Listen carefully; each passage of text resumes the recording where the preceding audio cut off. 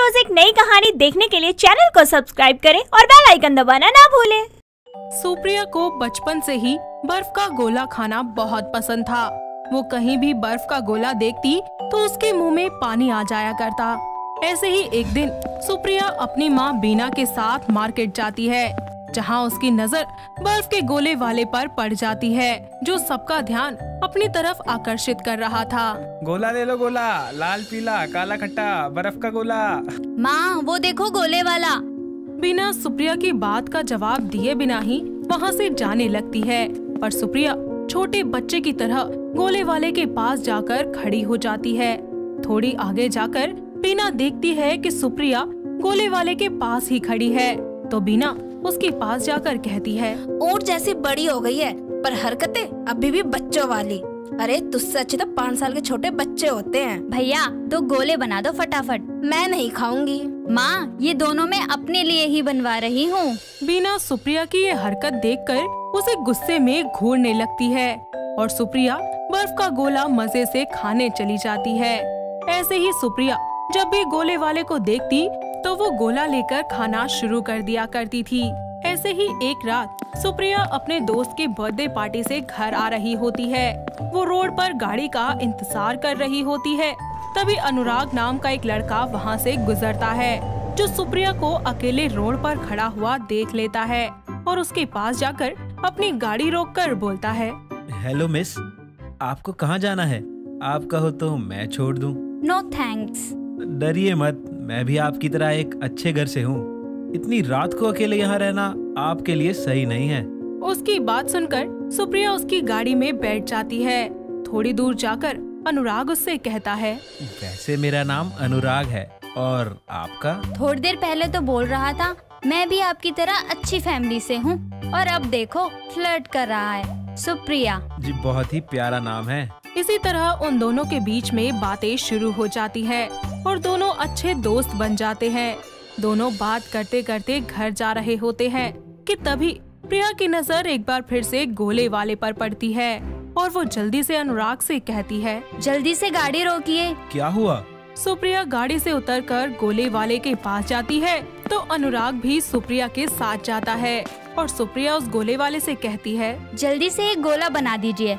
आप खाना पसंद करोगी? मैं नहीं खाता, पर आप बोल रही हैं तो। सुप्रिया 2 गोले बनवा लेती है और वो दोनों बर्फ के गोलों का मजा लेती है। थोड़ी देर के बाद अनुराग उसके कहने पर उसे उसके घर छोड़ देता है। सुप्रिया गाड़ी से उतर ही रही होती है कि तभी अनुराग कहता है, आपका फोन नंबर मिल सकता है क्या? अगर आप नहीं देना चाहती तो कोई बात नहीं। This is my number. गाड़ी से उतरकर प्रिया अपने घर चली जाती है। वहीं अनुराग भी अपने घर के लिए निकल जाता है। सुप्रिया सीधे अपने कमरे में जाती है। अनुराग के साथ बिताए हुए लम्हों को याद करने लगती है। थोड़ी ही देर के बाद अनुराग अपने घर पहुंच जाता है और घर आते ही सुप्रिया को अपने नाम के साथ मैसेज करता है और दोनों पूरी रात एक दूसरे से बातें करते रहते हैं। अगली सुबह अनुराग सुप्रिया को कॉल करता है और उससे बोलता है, क्या तुम मुझे आज रात को मिल सकती हो, जहाँ हमने बर्फ के गोले खाए थे? हाँ, अगर तुम बर्फ के गोले खिलाओगे तो। अनुराग उसकी बात मान लेता है और वो दोनों उसी जगह पर फिर से मिलते हैं, पर गोले वाला वहाँ पर नहीं होता, जिस पर अनुराग उससे कहता है, हम तो है पर गोले वाला नहीं है। सॉरी। पर बिना गोले के मजा नहीं आएगा। खैर छोड़ो, अब कर भी क्या सकते हैं। दोनों एक दूसरे का हाथ में हाथ थामे एक दूसरे से बातें करने लगते हैं।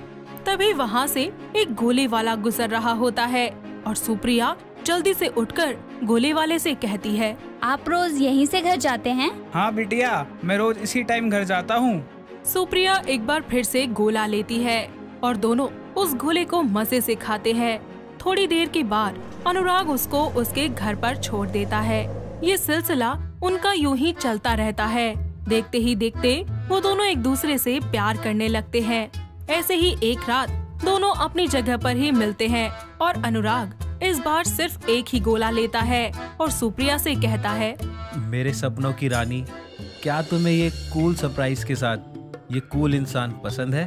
हाँ, मुझे दोनों पसंद है। दोनों एक ही बर्फ के गोले में से खाते हैं और खाते खाते एक दूसरे के बेहद करीब आ जाते हैं। साथ ही एक दूसरे को गले लगाकर अपने पहली मुलाकात के बारे में सोचने लगते हैं और फिर कहते हैं, सुप्रिया, क्या तुम्हें याद है जब हम पहली बार मिले थे तब हमने एक साथ यहीं बैठकर गोला खाया था? याद है। ऐसे ही कुछ समय बीत जाता है और ठंड का मौसम शुरू हो जाता है।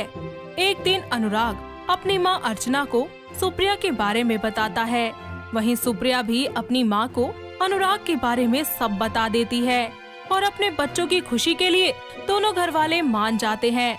कुछ ही समय के बाद अनुराग अपनी माँ के साथ सुप्रिया के घर आता है, जहाँ सुप्रिया उसकी माँ के लिए बर्फ का गोला बनाती है और उसके सामने रख देती है, जिस पर अर्चना उससे कहती है, ये बर्फ के गोले तुमने बनाए हैं, वो भी ठंड में? जी, स्पेशली आपके लिए। क्यों, तुम्हें ये बर्फ के गोले नहीं पसंद? अरे मुझे तो ये बहुत पसंद है। मेरी तो सुबह ही इन गोलों से होती है और रात भी, पर जब से ये ठंड आई है तब से तो खाना मुश्किल ही हो गया है।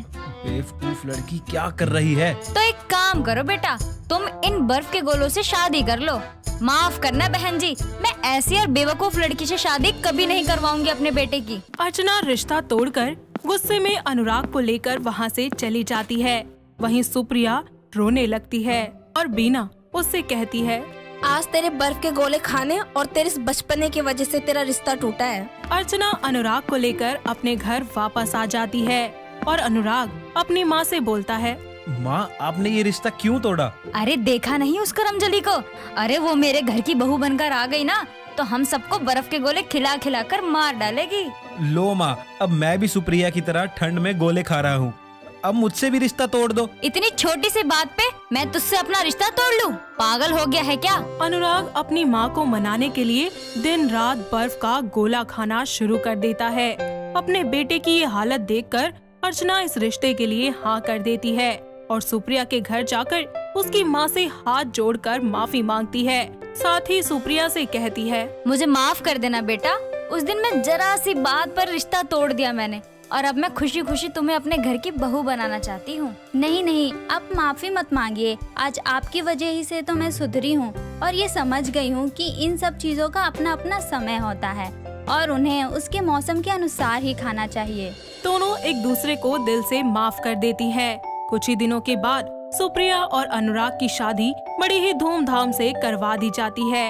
इतना ही नहीं, सुप्रिया अपने ससुराल आने के बाद ससुराल की सारी जिम्मेदारियां बहुत ही अच्छे से निभाती है और अपने परिवार और पति के साथ खुशी खुशी रहने लगती है। तो दोस्तों, कैसी लगी आपको हमारी ये बर्फ का गोला खाने वाली बहू की कहानी? क्या आपके घर के आसपास भी है कोई ऐसी बहू? अगर हाँ, तो उन्हें ये वीडियो दिखाइए और हमें कमेंट करके बताइए। दोस्तों, अगर आपको ये कहानी पसंद आई तो इसे लाइक करें, शेयर करें और कमेंट करके बताएं कि कहानी में आपको सबसे अच्छा क्या लगा।